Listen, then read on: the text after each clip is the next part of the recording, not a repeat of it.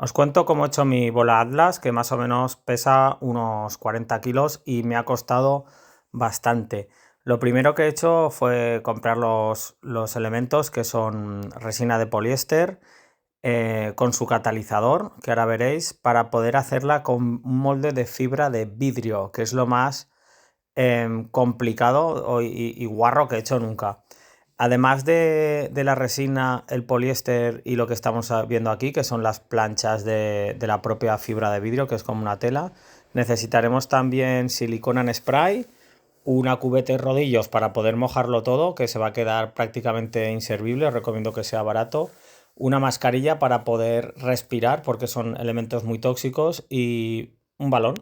Un balón algo redondo que poder usar de molde, ya veis ahí la patrulla canina. Entonces, bueno, algunos detallitos también como la cinta con la que vamos a envolver el balón, ya que si no los elementos químicos lo harían explotar. Y más o menos pues unos 80 euros habré gastado. Lo primero que hice fue forrar todo el balón con una capa más dura, que serían estas cintas, que luego me arrepentí un poquito de no haberlo hecho mejor para que no quedaran tantas hendiduras y cosas y imperfecciones, porque es lo que luego se va a quedar. Y lo que procedo a hacer es echar la resina. En internet tenéis la proporción, hay que echar como bastante resina y luego un poquito de catalizador. Y con la fibra de vidrio lo que vamos a hacer es empaparlo todo. Al final tenemos que hacer una capa muy dura, entonces hay que darle la vuelta al balón. Una de las cosas que me fueron mal fue no prever el peso que iba cogiendo ese balón, que al principio usaba una cosita negra para sujetarlo y luego se me vino abajo.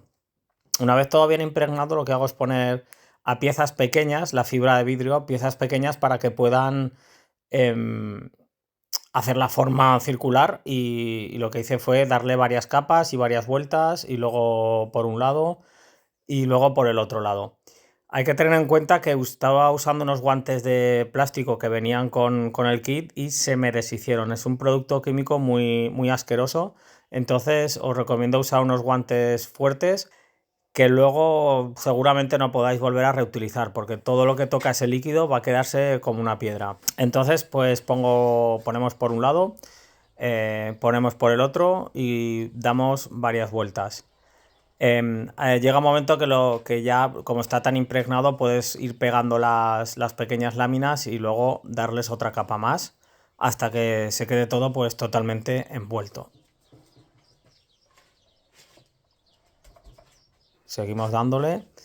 Este balón tiene cuernos y es el tutorial que vi por internet, pero no pasa nada con esos cuernos porque ahí será donde vaya a ir luego la hendidura, el agujero por el que vamos a echar el cemento.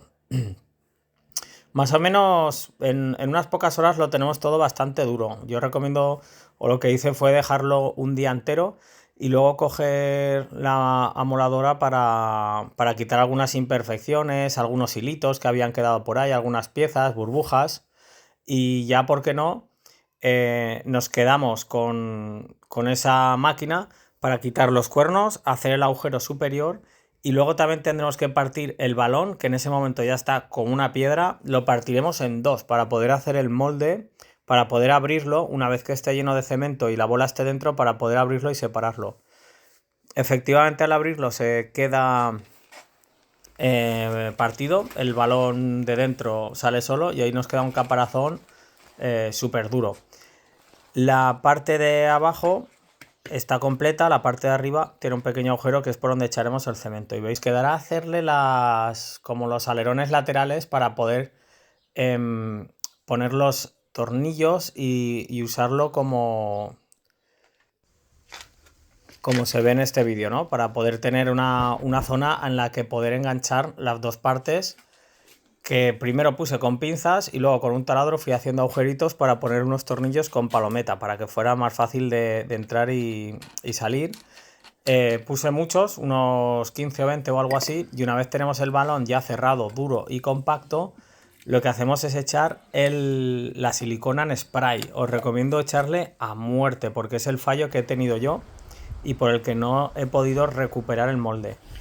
He usado también un mortero seco, blanco, También me arrepiento un poco de no haber elegido otro tipo de mezclas, pero la verdad es que me vale. Luego le he dado golpes a la bola y bueno, eso está durísimo.